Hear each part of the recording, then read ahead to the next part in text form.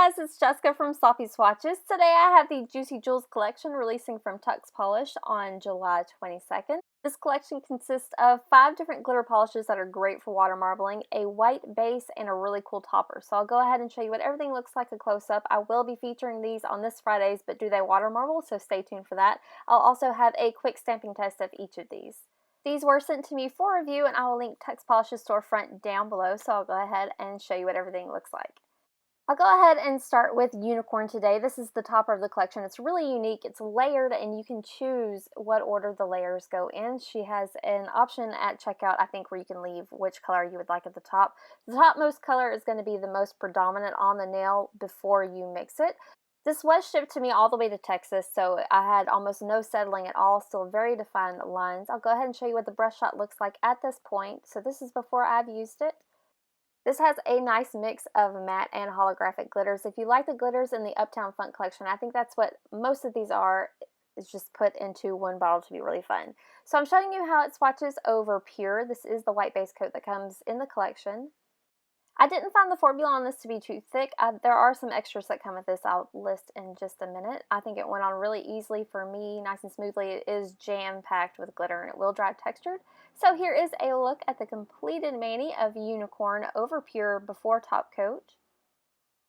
Here it is at another angle in direct sunlight with top coat. So you can see all that hollow that does peek through. My pinky got a little bit green. I guess I dipped into the next ring a lot. This is my swatch photo under artificial lighting, and once more at an angle in direct sunlight. So I also topped each of my swatches of the different colors with a coat of Unicorn on my ring nail and took a macro. This is what it looks like after taking all of those. So a little bit of mixing, not much. It reminds me of those sand arts that we used to do when we were little, where it kind of dips into the next color. With the purchase of Unicorn, the mixing balls do not come in the bottle, so you can choose when to mix it and how. You also get polished nectar, which is like a thinner for Unicorn if it's too thick to your liking. So these will come with each order of Unicorn. I'll go ahead and show you what it looks like after I put my mixing balls into my bottle of Unicorn. So I'm just going to pop those in. And then I'm also going to add a few drops of thinner just to get a feel for how it mixes up. So here is the polished nectar. It comes nice and safety sealed, so there's not going to be any leaking problems or anything like that. The dropper is really nice. I think I put 4 drops of the polished nectar into my bottle of Unicorn. I'm just going to put my cap back on.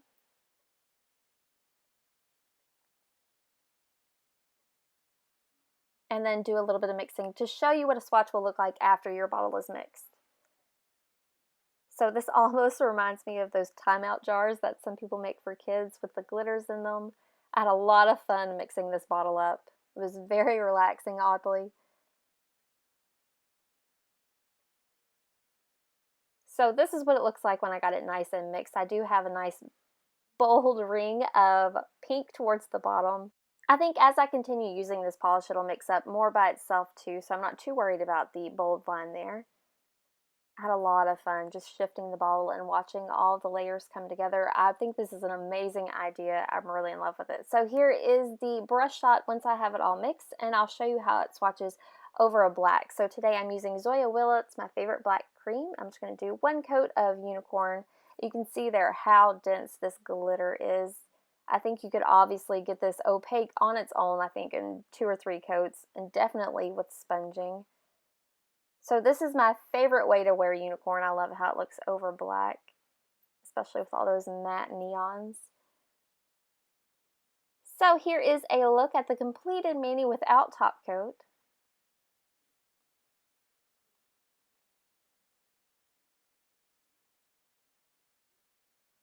Here it is with top coat at another angle in direct sunlight.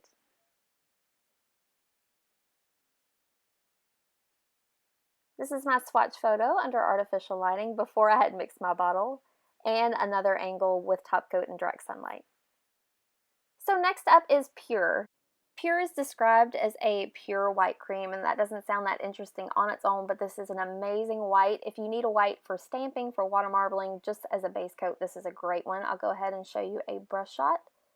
So this is a little bit on the thinner side when I think about what Tux Polish's creams usually are, so I'll show you how it swatches on my natural nail. With the Tux polishes, because the bottle is so long, the stems are also long, so you need to watch for dripping down the stem. But other than that, I got a perfect application in one coat with this white. It is a thicker coat, and I did have to watch and make sure that it didn't pool to the sides of my nails, but I'm really impressed with this white. So here is a look at the completed mani without top coat. And that's one coat across my nails. This is my swatch photo under artificial lighting. And once more at an angle under artificial lighting. I think I have top coat there as well.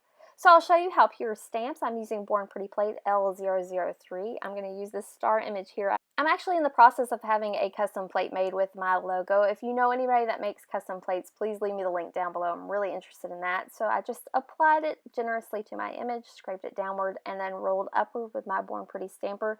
This picks up so crisp. Every time I've used it, I've had no problems. I don't have to work too fast. It didn't dry on me. So I'll show you how it's swatched over white paper. So there, obviously, it's really light. You can't see it that well, but it is super, super crisp. I'll show you how it stamps over black as well using my DRK matte and some top coat. So it is completely opaque over black. I'm really impressed with the stamping polish.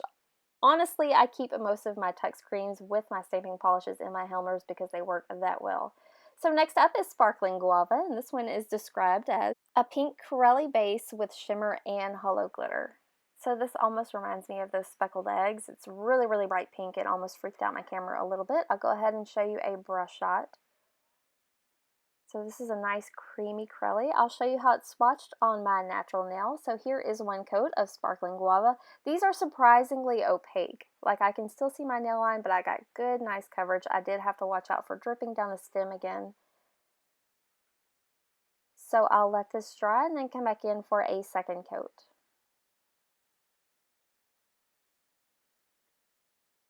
Here is the second coat. These are going to dry down slightly textured due to the glitters. I think at 2 coats this is going to be completely opaque. I did end up doing a thicker second coat. You could try to do thin coats, just make sure that your stem is nice and brushed off.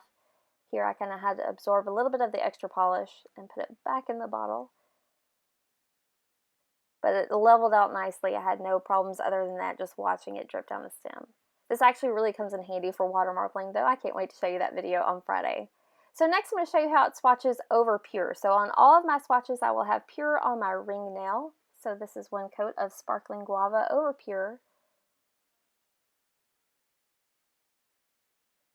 This one's not quite opaque at one coat over pure, but I am going to let it dry and come back in for a second coat. Pure does make it slightly brighter. I don't necessarily think that you need the base coat with this one, but it does amp it up just a little bit. Here is the second coat, and this is going to bring this one completely opaque and give you that nice curly feel with just a little bit of a brighter tint.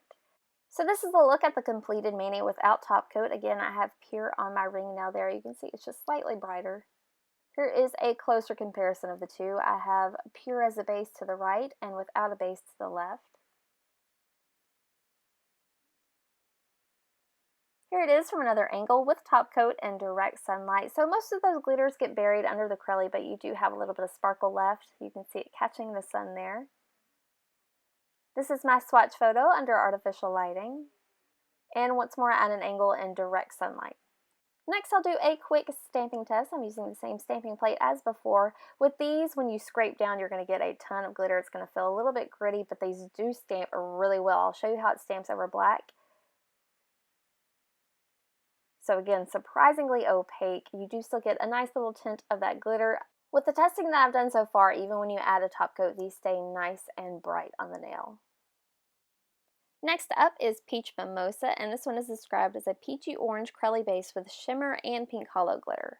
So here's a close-up of the bottle. You can see the pink hollow glitters are a little bit larger. I'll go ahead and show you a brush shot. And I'll show you how Peach Mimosa swatched on my natural nails. This one had much the same formula as Sparkling Guava. It went on really nice. I had good coverage at one coat. It's not completely opaque though, so I'm going to let it dry and come back in for a second coat.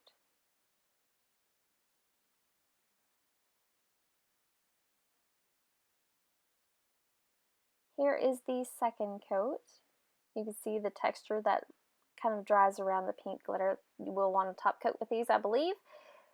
So the second coat brings this one completely opaque. I did do an accidental bit of a thicker second coat. I had to go in and kind of clean up the pooling on the edges, but that was no problem. It does self-level really nicely. Next, I'll show you how it swatches over Pure, the white base. Again, this is one that I feel like doesn't really need a white base, but I'll show you it does make it a little bit brighter. So this is my ring nail. I'm doing one coat. At one coat, I had a really good coverage, but I am going to let it dry and come back in for a second coat for that true Corelli feel. So here is the second coat over Pure. This one again is completely opaque in two coats. I got a little bit of my cuticles there. I am going to go back with some acetone and clean that up. I feel like this is one that you necessarily wouldn't need the white base for.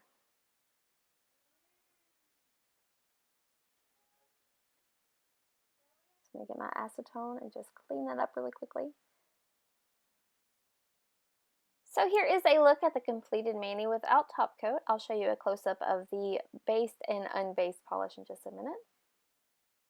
So here's a quicker look at the left is the one without Pure as a base, and the right is the one that does have Pure as a base. You can tell there's just barely a difference. The one with Pure is slightly brighter. Here's another view at an angle with top coat in direct sunlight.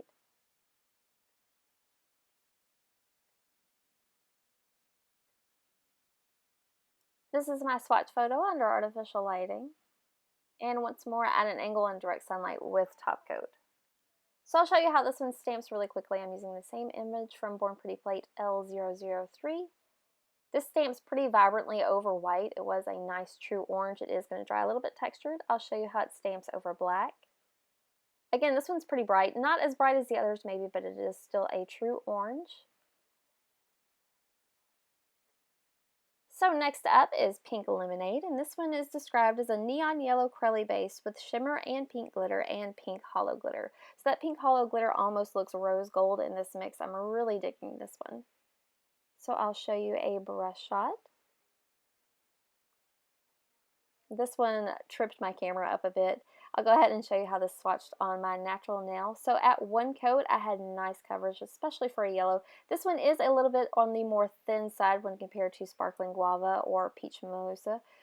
So I did have a little bit more dripping down my stem. But here's one coat. I'll let that dry and come back in for a second coat.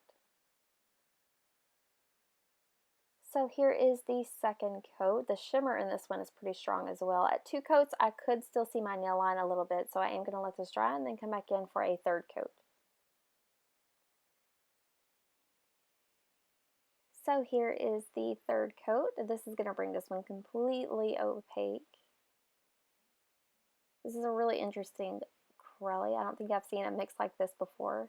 I am going to show you how this one swatches over Pure. I think this is one that really kind of benefits from having Pure as a base. So here is one coat of Pink Lemonade over Pure. You can see there it's already much more opaque. I feel like a base also makes this neon yellow much more brighter than it would be without. So I am going to do a little bit of cleanup there with some acetone and a cleanup brush that kind of started flooding my cuticles a little bit. So I'll let this dry and come back in for a second coat.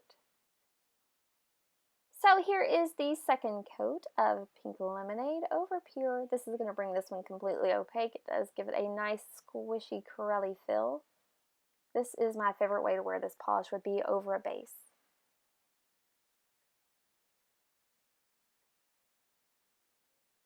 So here is a look at the completed mani without top coat. You can see there that it is quite a bit of difference between the based and unbased versions. I'll show you a close-up. So here to the left is without Pure and to the right is with Pure. Here's another view from a different angle in direct sunlight with top coat.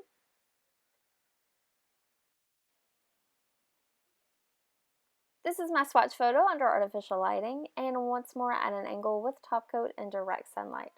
So I'll show you a quick stamping test. This is over white. So that yellow is going to show up super bright over white. I'll show you how it looks over black. This one really surprised me with how well it pops over that black. Even with the top coat, it stays nice and vibrant.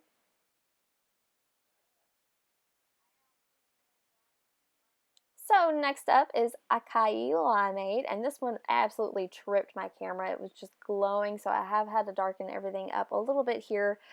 This one is described as a lime green crelly base with shimmer blue glitter and silver hollow glitter. So I'll show you a brush shot. I don't know what it was, maybe the combination of the blue glitter and the lime bright green. So I'll show you how this one swatched on my natural nail. I tried to get it as color accurate as possible. This is a very bright lime green, and those blue glitters are super vibrant.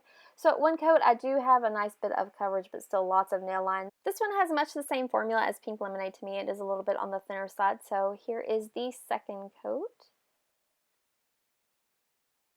At 2 coats, it's still not quite opaque for me. I did do a really thick second coat there. So I'll let this dry and then come back in for one more coat. So here is the third coat, and this is going to bring this one completely opaque. It didn't get too thick on my nails or anything. Just make sure that you give yourself plenty of time to let the polish dry in between layers. I'll show you how it swatches over pure as a base. So this is going to bring this one completely blindingly neon. At 1 coat, I had a good amount of coverage, but I really think this one benefits from a second coat to get that nice full coverage Corelli look. So here is the second coat of Acai Limeade over Pure, and this is going to bring this one completely opaque. I had originally filmed this one swatching over my DRK mat, which is a black background, and just absolutely threw everything crazy, so I'm hoping this is a little bit better. I'll go ahead and show you a look at the completed mani without top coat. So once more, to the left here is without a base, nice good bright coverage. To the right is with a base, it's a lot more bright. Here's another view from a different angle in direct sunlight with top coat. This reminds me of like a ghost buster green, which I think is super appropriate right now. This is my swatch photo under artificial lighting, and once more at an angle in direct sunlight with top coat. So I'll show you a quick stamping demo. This is Acai Limeade over white. So super bright. I love how those flecks of blue show up in the stamp. It is going to dry down textured. Here's a look at how it stamps over black. So again, really surprisingly vibrant, nice and opaque. So lastly today I have Blueberry Smoothie, and this one is my favorite, I feel like, of the collection besides Unicorn. This one is described as a blurple crelly base with shimmer flakies and some blue and silver hollow glitter. So this one has a lot of shimmer in it. I'll go ahead and show you a brush shot, and I'll show you how Blueberry Smoothie swatched on my natural nail. So this one has a really nice creamy formula.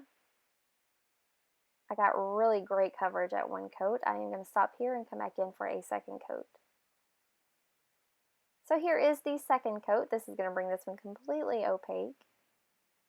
I really love how much the shimmer stands out. So I'll show you how this swatches over Pure. This is another one that I don't think really benefits much from having the base. So here is 1 coat. I'll let that dry and come back in for a second coat. Really, that's enough coverage. I think that you could stop there, but it does have a few low spots, so I'll go ahead and fill those in. So here is the second coat. This one brings this completely opaque.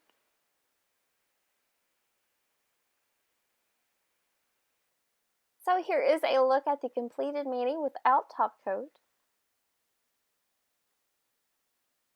Here is a close-up of my nails. To the left is without a base coat, to the right is with a Pure as a base. So just barely any difference. This is another one that I think you totally don't need to take that step. Here it is from another angle in direct sunlight with top coat. You can see how gorgeously all that shimmer stands out. This is my swatch photo under artificial lighting. And once more at an angle in direct sunlight with top coat. So I'll show you a quick stamping demo once more over white. So nice and vibrant, and once more over black.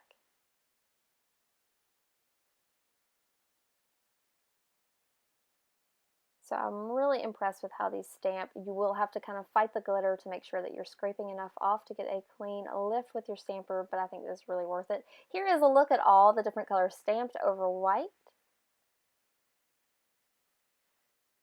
And this is how they look stamped over black. I did go ahead and do a top coat here to see if they would get a little bit darker. Sometimes the black will absorb the color once it's top coated. These did really well.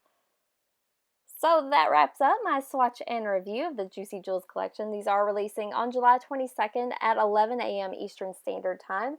I will link Tux Polish's storefront down below as well as their social media if you'd like to stay up to date on what's happening with them. If you'd like to see more photos, you can head over to my blog at sloppyswatches.wordpress.com or follow me on Instagram at sloppyswatches. So thanks so much for watching, guys. See you next time.